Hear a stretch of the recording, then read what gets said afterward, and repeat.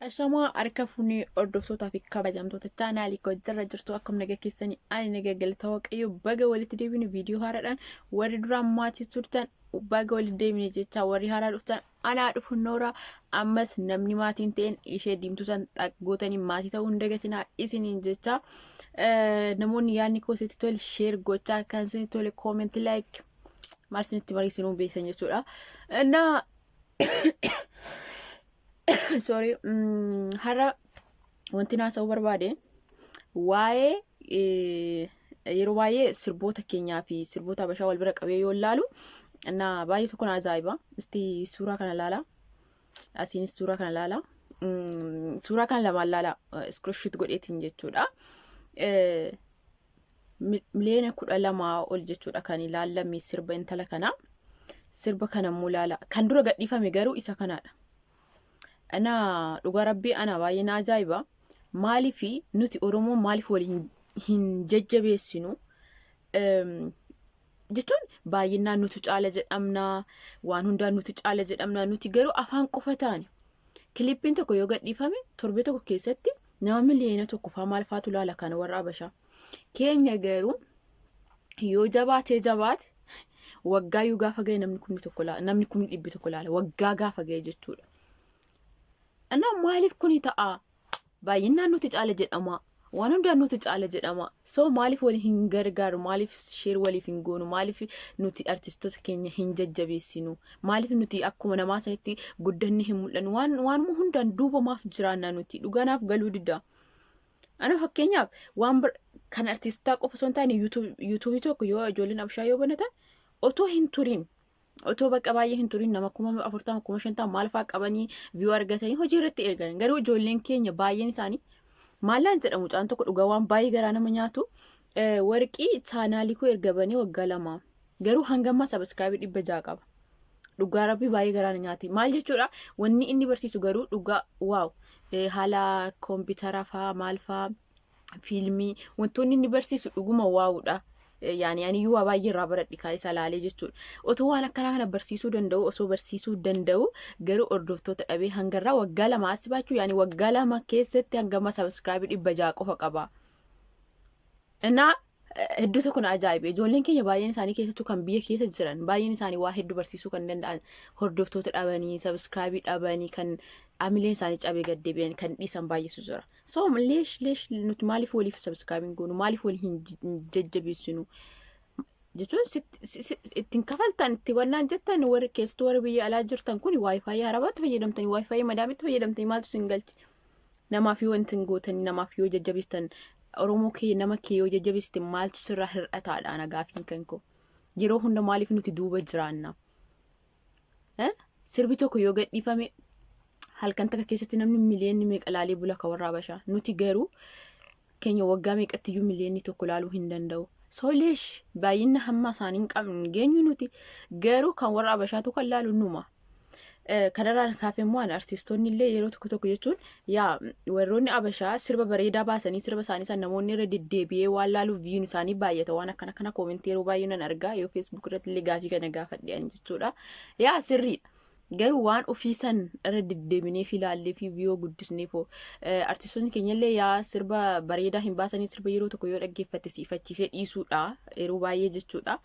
Garuu namoonni immoo sirba bareedaa baasanii jiru. Namoonni sirbi isaanii akka irra deddeebi'ee akka dhaggeeffachiisu taasisu bareedaa jira sagaleen babbareedaan jechuudha. Warroota akkanaa kanaaf ilaallee fi akkuma warra kaaniitti yoo baay'atee fi guddisnee hamilee wal jajjabeessine maal qabaadha gaafiin kan koo bakka kalaas. Naa dhugaa saniin jedhaati ani wanni har'a jechuu barbaade gabaabumatti walaa jajjabeessinu. Artistoota keenya yoo isaan muuziqaa gadhiisan haalaaluu fi haa sheer goonuu fi haa viiyuun isaanii baay'atee hamilee itti godhatanii kan biraallee akka hojjechuu danda'an haa taasisnu. Warroota subscribe yuutuubii banatanii ijoollee bohaarsuu fi barsiisuu danda'an. Namni tokko bohaarsuu fi barsiisuu danda'e as bahee yuutuubii banatee taana subscribe godhii fi bakka jajjabeessi guddisiin. Sittiin irra kuttiin kafaltu waa'ee. Maanni inni ofii wannaa jechuun jechuudha. Ijoollee keenya jajjabeessaa walaa jajjabeessinu. Bakka jechuun nuti Oromoon bichaa Oromoo koo afaan hin qofne homaan fayyadu hojiidhaan agarsiisaa waan tokko dhugaa rabbi jechuudha. Keessattuu ijoolleen keenya Oromoon baay'ee miiqqanyaadha. Baay'ee miiqqanyaadha. Dhugaa isin jira Oromoon miiqqanyaadha. Dhiifama naa godha ijoolleen tokko jechuudha.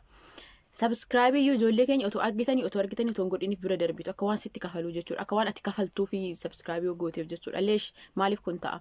Dhugaatiin hin jedhaati. Oromoon miiqqanyaan beeku, Oromoon garaa qulqulluu, Oromoon akkas jedhamiti. Kan akka Oromoo tokko miiqqanyaan hin jiru. Ani baay'ee waan argeef jechuudha. Nama fakkeenyaaf anaaf namni maa subscribe gochuu dida. Anaaf maalidha jedhee takkaan beeku. Sababni isaa wanni hojjedhe tokko hin jiru. Wanni ani hojjedhe tokko iyyuu hin jiru. Ani irratti dabbaramuuf malee. Namoota waa hojjetu jira. Namoota baay'ee ciccimootu jira. Ijoollee baay'ee ciccimootu jira biyya kan akka bakka subscribe barbaadan hordoftoota barbaadan kawaa baay'ee hojjechuu danda'anii. Dhugaa rabbii isaaniif subscribe godha isaaniin jajjabeessaa. Ani jechuun kiyya. Nuti asitti wifi free fayyadamnaa irratti dabbaramuu fi akkanuma irratti wannaa jechuu fi garuu namoota hojii irratti hojjechuu barbaadu jira YouTube. Namoota akkanaa kan haa jajjabeessinu. Namoota akkanaa kana bira haa dhaabbannu. Artistoonni keenya immoo bu'aa bayii hedduu keessa dabarsanii kilippii tokko hojjetan. Qarshiin kilippii tokko itti baasan osoo beekanii baay'eedha. Kana baay'ee irratti dadhabanii irratti wannaa dhanii gaafa hordoftoota dhabanii namni baay'een laaluuf jedhanii hamilee isaanii cabaa lammata deebi'anii viidiyoo biraa hojjechuun lammata deebi'anii sirba biraa hojjechuudhaaf hamilee hin qaban jechuudha. Nuti hamilee ittiin goonni kaa. Kanaaf please nama walaa jajjabeessinu Oromoo keenya afaan osoo hin taane hojjechaa haa agarsiisnu. Artistoota keenya haa jajjabeessinu yeroo sirba gadhiisa share like godhaa fi bakka share irra deddeebi share godhi bakka. Maaltu sirraa bu'a? Laaliif sirba isaanii irra deddeebi'eeti jechuudha.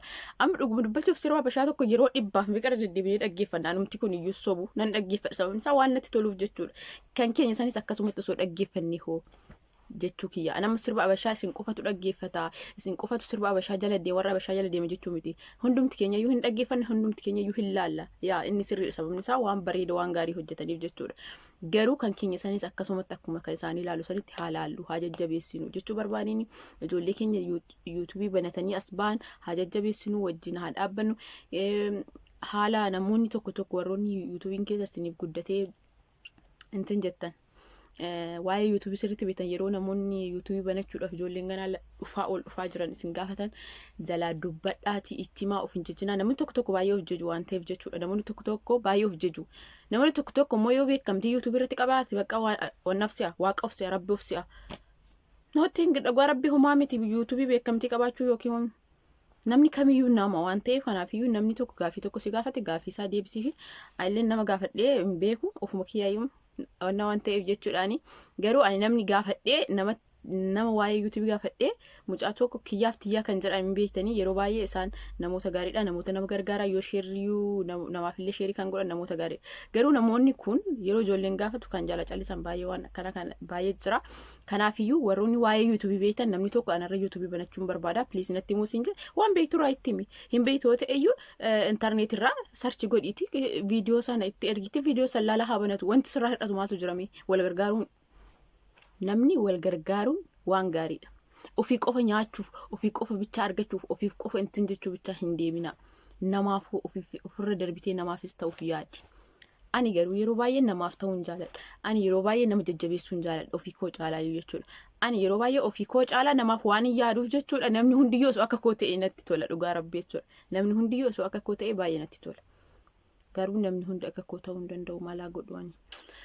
Waan hundaa fi kan isin jedha har'a viidiyoo har'a akkana haasa'uu barbaade waan ta'eef nagaanaaf tura baay'ee sin jaalladha viidiyoo har'aa walitti deebina. Bye bye. Baay'ee sin jaalladha.